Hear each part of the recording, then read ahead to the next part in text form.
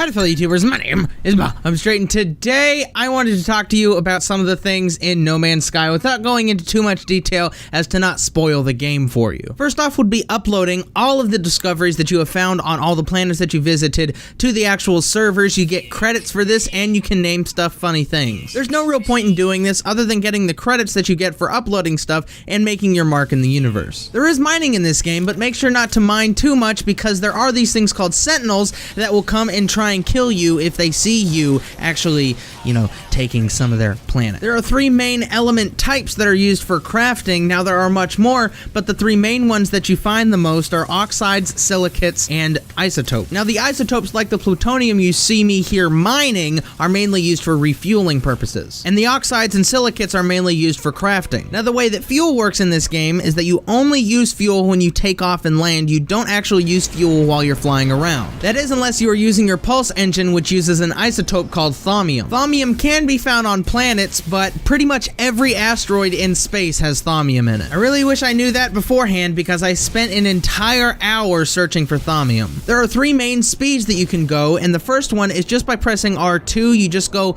normal speed, and then if you press and hold circle, you kind of go into a boosted of that mode, and then if you press and hold R1 and L1 at the same time, it engages your pulse drive, which makes you go super fast in amazing speed land. And you don't have to worry about crashing into things for the most part when you have your pulse engine engaged, because the majority of the time it will stop you either from atmospheric disturbance or because you got too close to a space station. Now I'm mainly a Battlefield player and I really do enjoy the way that those planes fly in that game, and that is almost nothing like this game. It really does feel like they dumbed down the flight mechanics, but for a good reason, and it's virtually impossible to crash in this game. You can even point your nose straight down at the ground and the game will pull you up as if there is an invisible force fighting you. Now I'm not a fan of this, but I see why they did it and I understand and I accept it. It's actually a really good system for those of you that don't really know how to fly. It turns what is a three-dimensional plane into a two-dimensional plane for the most part, which makes it more like driving a car than flying a spaceship. And the landing procedure is very, very simple. All you do is press square and your ship just lands right on the ground. Now landing doesn't use any fuel, but taking off does. But if you land at a station like you see in the video and there's a landing pad there, the game will kind of suck you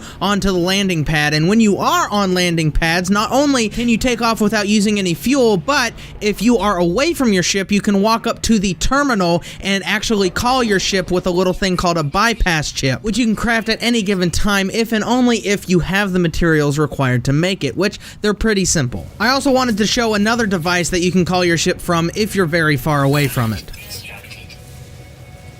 Now, when analyzing a new species of animal that you found, you don't actually have to hold down a button, you just look at it with your L2 zoom thingamajiggy. Now, when you're traveling the cosmos, you will meet species of aliens that want to trade or help or do things like that. But seeing as they speak a different language, you can go to the planets around them and find these knowledge stones. Now, when you find a knowledge stone, you get to learn what one of their words mean in your language. And as you can see in the video, I found out the Viking word for voice. A great place where you can find a concentrated number of knowledge stones is at a monolith. I've only ever found 3 at a monolith, but you could find more. I don't want to go into what the monolith does or how all that happens because it would be spoilery. Now there are pirates that will try and take the things that you get, but you will get a hearty notice beforehand. And in the video that you're watching, I made a big mistake. I should have just continued into the actual space station, but instead I tried to fight them and I ended up dying. Now do know that once the enemies do show up, they shut off all of your propulsion systems. The only thing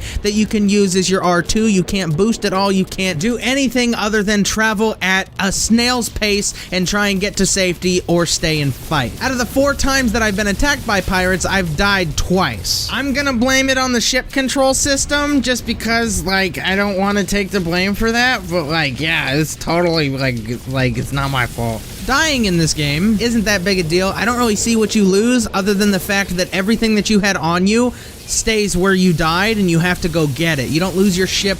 As far as I know, you don't lose any standing, you don't lose anything like that. You just have to go back and get your stuff. And the place you spawn at depends on where your last restore point was, which can either be in a space station or one of the places on the planet. Now, when you are in space, you can hit down on your D-pad and it'll bring up the galactic map. Up at the top, you'll see you can hit L1 or R1, and that basically cycles between the free cam and the follow the campaign camera. As far as I know, there's not really a way to find a system that you've already been to other than they will show this weird little hit marker X looking thing over them. This system does feel a little wonky, and I do hope that they come up with a better, kind of more organized system in the future. I would also like them to add like a map for the actual planets, because once you're on a planet, you literally have no idea where you're going from. I guess the best way to know where you are is to read the stars. And I actually lied to you at the very beginning of the video. There's technically 4 speeds, but I didn't want to talk about it till the end of the video because a lot of people wouldn't care. Yes, there is faster than light speed, and it is trippy as hell. You realistically have to, and I say have to, use light speed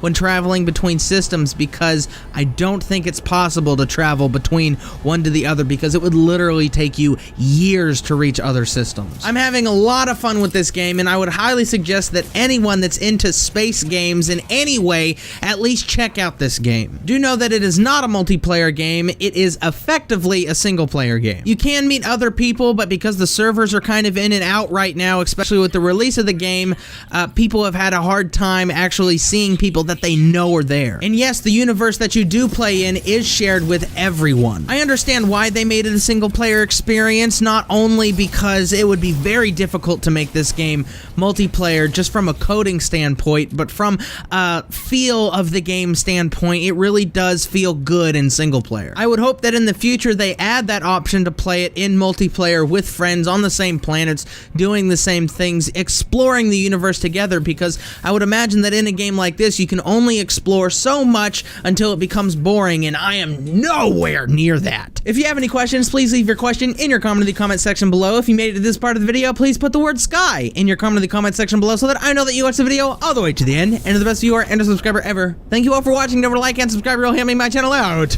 That is all. That I would talk to you about mastering every single primary weapon. Let's put that caveat on there. Every primary weapon in Battlefield 4. Mastering a